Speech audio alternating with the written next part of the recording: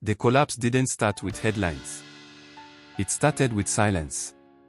At exactly 8 a.m., Nexorium's internal systems updated, quietly, automatically. No alarms. No emails. No warnings. Access permissions changed.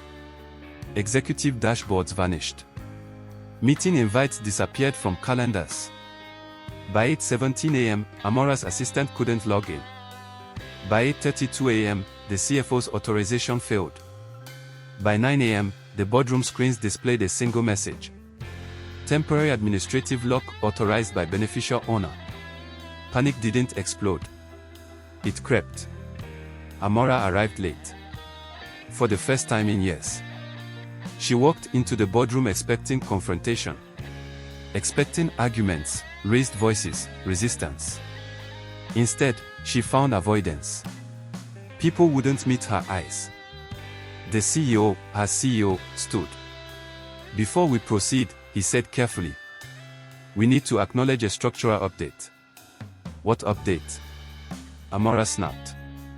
The General Counsel slid a document across the table. Her name wasn't on it. Not anywhere. Instead, highlighted in muted gold. Sole voting authority, Kola Adeyemi. Effective date, 3 years ago. Her breath stalled. That's impossible, she said. I was sitting right here.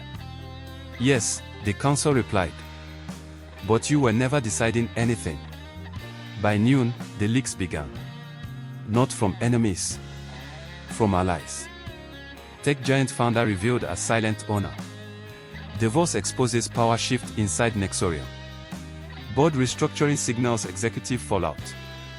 Amora watched the news in her car. Every headline rewrote her story. She wasn't the powerful wife anymore. She was the woman who slapped the owner. On camera. At his own company party. The clip resurfaced. Slowed. Zoomed. Analyzed. Social media turned forensic. She didn't know. He never corrected her. That silence was intentional. The narrative shifted. And it didn't favor her. Sponsors froze contracts. Investors demanded explanations. Board members resigned, not in protest, but in survival. One by one. Emails arrived in Amora's inbox. We are stepping back. We need distance. This situation is untenable. By evening, she was alone in an office that no longer belonged to her. The awards on the wall felt heavier. Not trophies. Evidence. Evidence of power she never owned. Kola didn't rush. He waited 3 days. Then Nexorium released a statement. No accusations. No drama.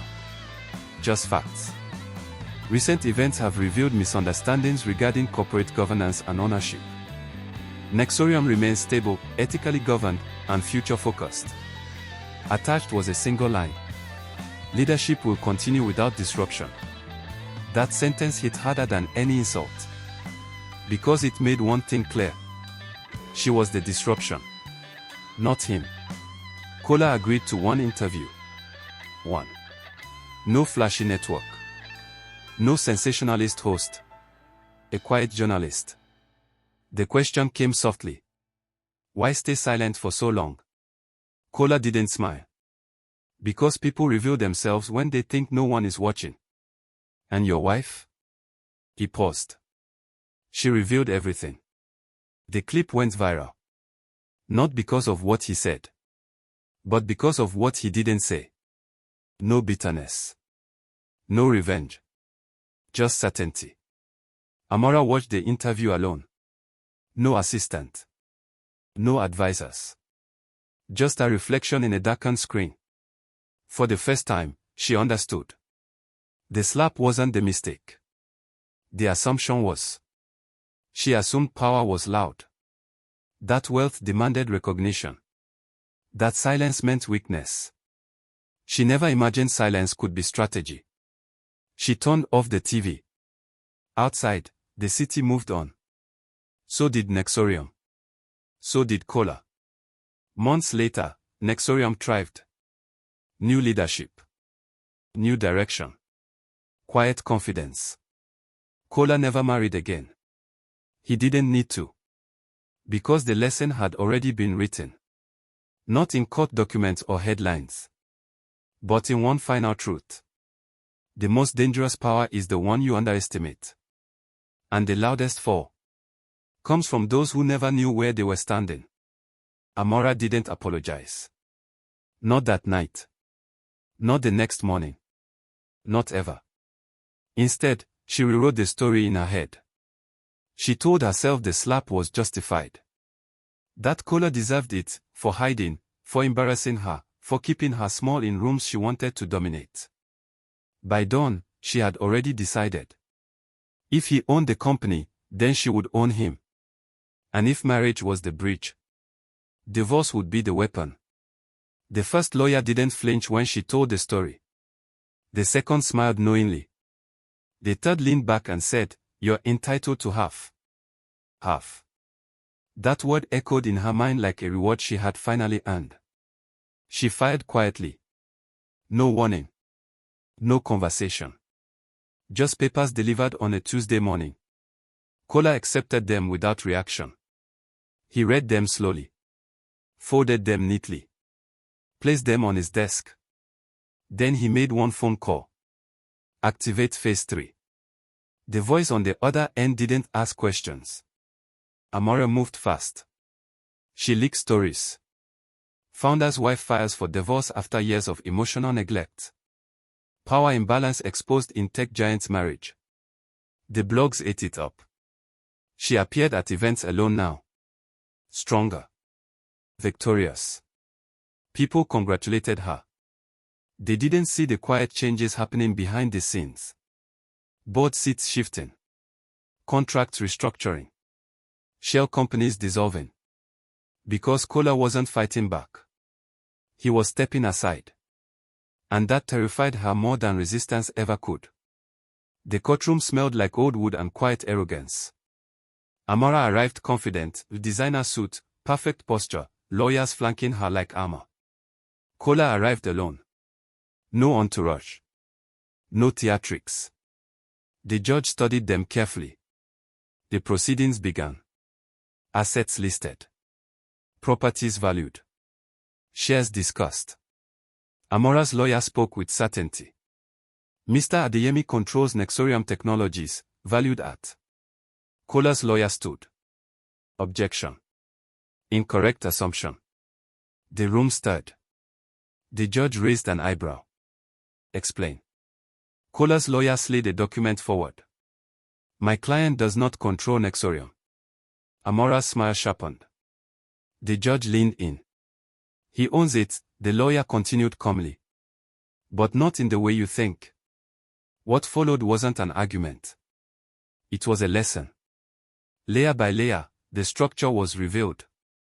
Trust established before marriage. Foundational IP registered overseas. Holding entities protected by clauses Amora had never known existed. Nexorium was valuable. But the real wealth was elsewhere. The courtroom fell silent as numbers appeared on screens. The judge removed his glasses. Amora's lawyer whispered urgently. What is that? She mouthed. Kola finally looked at her.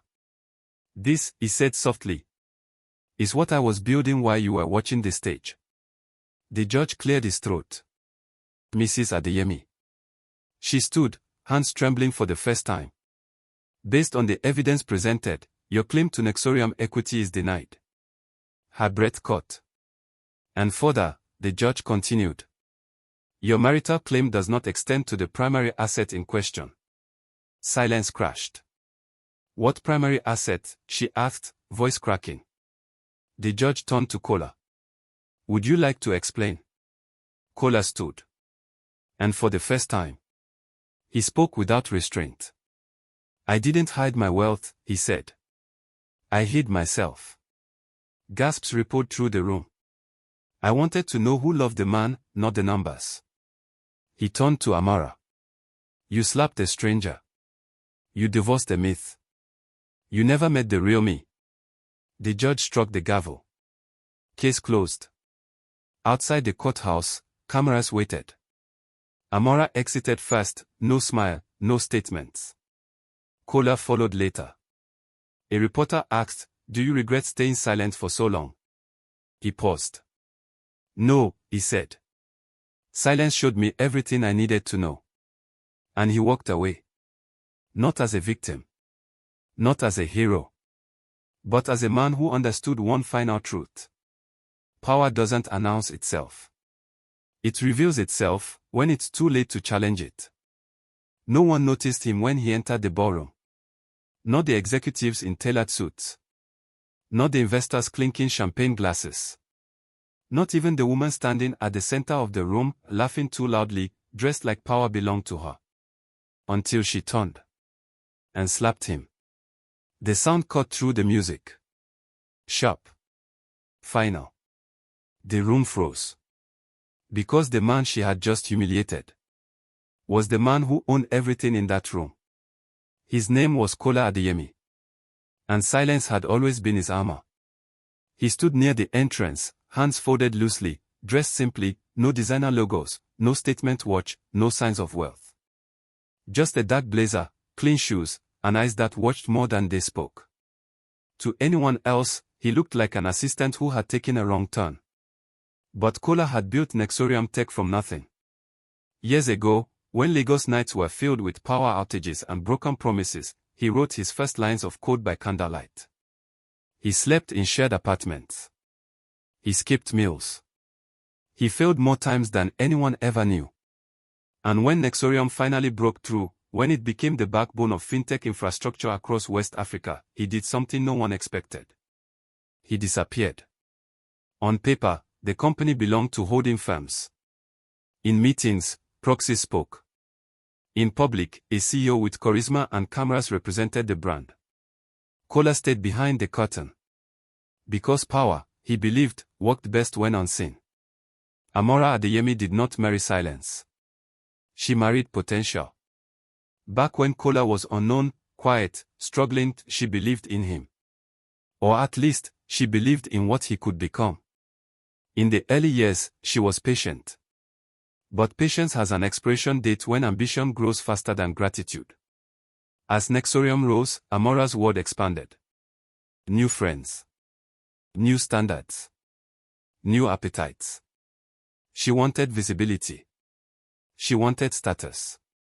She wanted to be seen. And Kola stayed the same. No flashy cars. No Instagram lifestyle. No public recognition. To Amara, it felt like betrayal. "How can you be so comfortable being invisible?" she once asked him. Kola only smiled. Because explaining power to someone obsessed with applause was pointless. The party was meant to celebrate Nexorium's biggest acquisition yet. A foreign investor. A 9-figure deal. Global headlines. The venue shimmered, gold lighting, live band, crystal glasses. Everyone who mattered was there. Except the man who mattered most. Until Kola arrived quietly. No announcement. No escort. Just presence. Amora was already deep into the evening, laughing with executives, basking in borrowed prestige. To them, she was the CEO's wife. When she saw Kola approaching, confusion flickered across her face. Then embarrassment. Then anger. "What are you doing here?" she hissed. Kola didn't raise his voice. "I was invited." "By who?" She looked around. People were watching now. "You don't belong here," she snapped. And then, without thinking, without restraint, she slapped him. The room fell silent. Executives froze. The band stopped playing. Phones lowered. No one intervened. Because no one knew who he was. Except one man.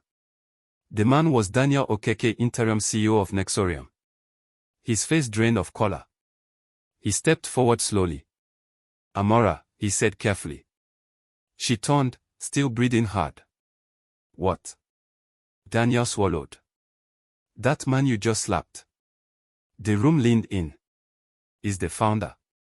Silence collapsed into shock. Someone dropped a glass. Amora laughed nervously.